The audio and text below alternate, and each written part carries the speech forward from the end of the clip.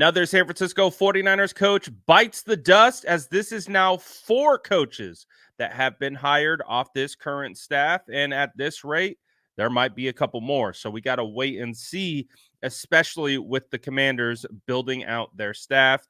And of course, having familiarity with Adam Peters, who is now their current general manager, who was the 49ers assistant general manager prior. So you guys have already known about Clint Kubiak, who was hired as the Saints offensive coordinator. You already know about Anthony Lynn, who was hired as the run game coordinator for the Commanders, who was the 49ers assistant head coach.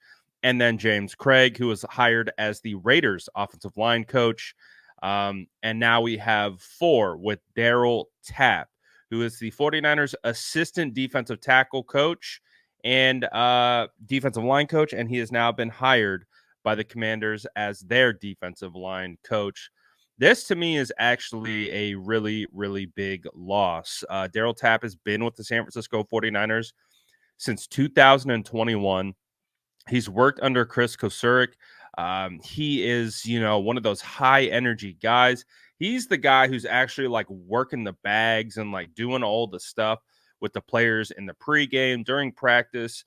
I think he's a phenomenal coach. I really do. He was a guy that I was hoping that we would be able to keep around for a long time.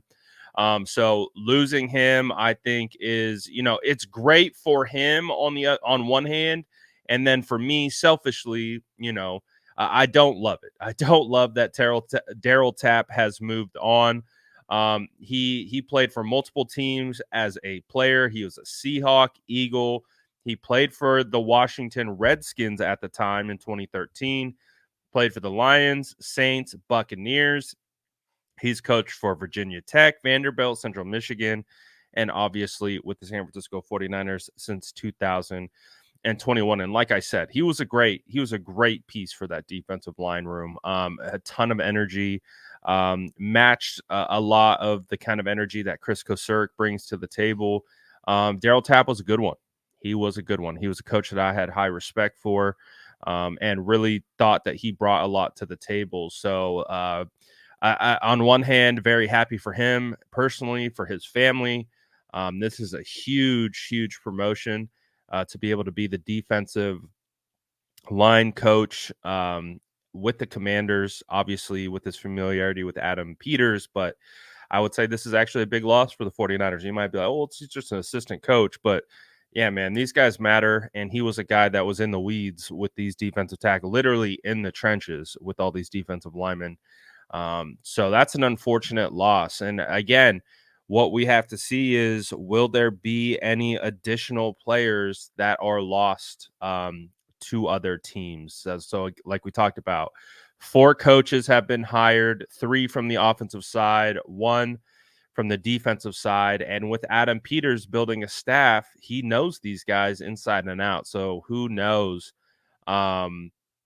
what other coaches could be on their way to the Commanders. So we saw this similar thing happen when Mike McDaniel went to the Dolphins. He brought tight ends coach John Embry. He brought Wes Welker. He brought multiple guys. And same thing when the Texans hired DeMeco Ryans. They brought Bobby Slowick. So that's the unfortunate nature of losing guys to either head coaching or general manager jobs, is that they typically promote guys that are already on the 49ers staff, the staff that they just came from, to help build their staffs, because they want the continuity and to be able to do that. So when it rains, it pours, right? This is a good coach that we're losing.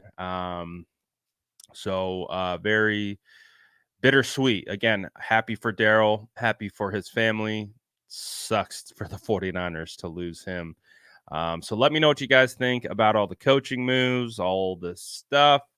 How are you guys feeling about it? Let me know in the comments below. And as always, make sure to like and subscribe for more updates.